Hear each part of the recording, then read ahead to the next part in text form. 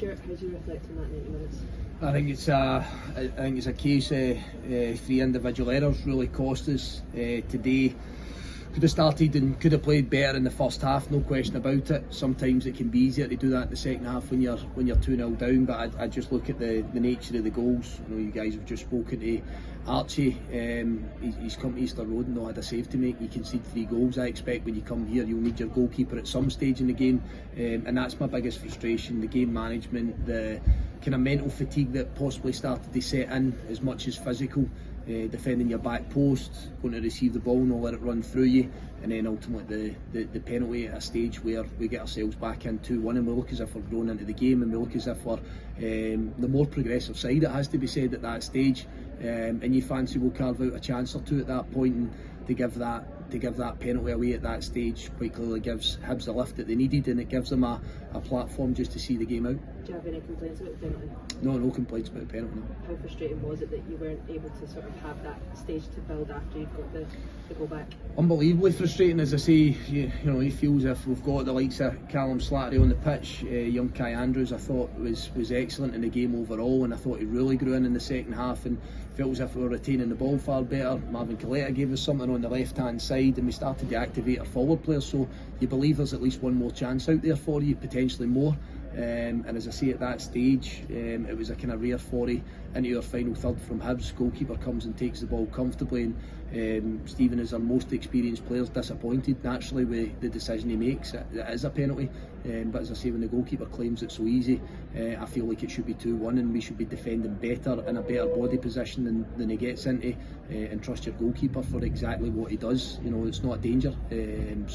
So frustrating when I look at all 3 goals, and you're not going to be able to give them away coming here, especially with the form that they find themselves in. What is your goalkeeping situation look like over 24, 48 hours in terms of Edgy going back and actually coming out in Aston's injuries? Listen, I'll not lie, the last couple of days has been as challenging as it probably has been in several years of management for me. You find a situation where you've got 2 good goalkeepers, one that's played unbelievably well against Kilmarnock in midweek, and then you find yourself at a stage yesterday afternoon where you don't have a goalkeeper to play in the game. It's not a scenario that I envisaged, it's not a scenario that we thought was going to materialise.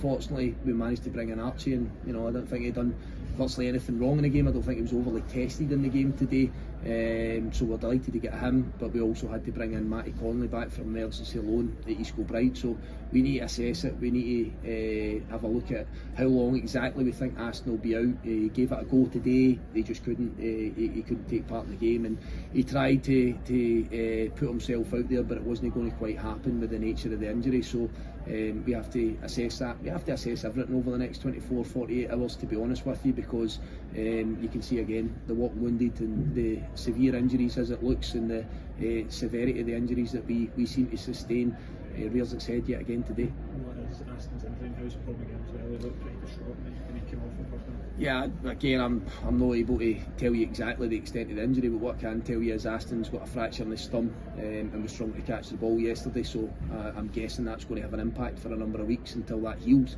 And then looking at Paul McGinn, Paul knows his body and he knows the game of football as well as anybody with his experience, and he feels it's a reoccurrence of the injury that kept him out for several months. So the extent of that I don't know, but that's certainly how he feels. Given your recent schedule then, does that help to have a week between now and the Scottish Cup game? Yeah, we've been longing for it, I'm not going to lie. You know, Hibs obviously had several days extra to recover and to prepare for today. Not an excuse, but as I say, you can see the energy levels are low. I make 6 changes to try and keep a freshness to our group, but we've had a wee look at it, 6 games in the last 17 days. Players have not been away for the club for a day over Christmas and New Year, including Christmas Day, Hogmanay, New Year's Day. It's been a real toll on us, there's no question about that. And if you're playing every 2.8 days, as I think some of our guys told me yesterday, then it's going to have that bearing. But we need to give the players a day off. We need to get them away from the place. We need to get them off their feet, and we need to assess the squad again. We need to look to see where we can try and make those improvements, be it getting people ready to play, or starting to patch up and try and allow some of the guys to recover. Given the injury problems you've got at the moment, disappointment as well with the sending off at the end, obviously the potential suspension. Majorly, yeah. Obviously it's the last seconds of the game. I've had a look at it for several different angles there. some people overreact in these situations. For me, it's a yellow card all day long. You actually look at it as more of a clip. He's trying to clip Martin Boyle's ankles. I'm not saying that's right, but he's trying to stop the counter attack. And for me, it's just a complete overreaction. Yet again, I think that if the referee gives that as a yellow card, VAR will look at that and they'll just accept it's a yellow card. Probably like most of us in the room. He's tried to clip him. He's tried to stop the attack. And for years of playing, coaching, managing in football, I generally see them as yellow cards. If you look through time, you'll see them normally given as yellow cards, but referee wanted to overreact. Is that something you'll look to appeal again? We'll have another look at it, whether you're going to win these appeals or not. I'm probably just speaking for the heart and what I see in a game of football as opposed to what's going through the referee's mind at that point. Alright, thank you.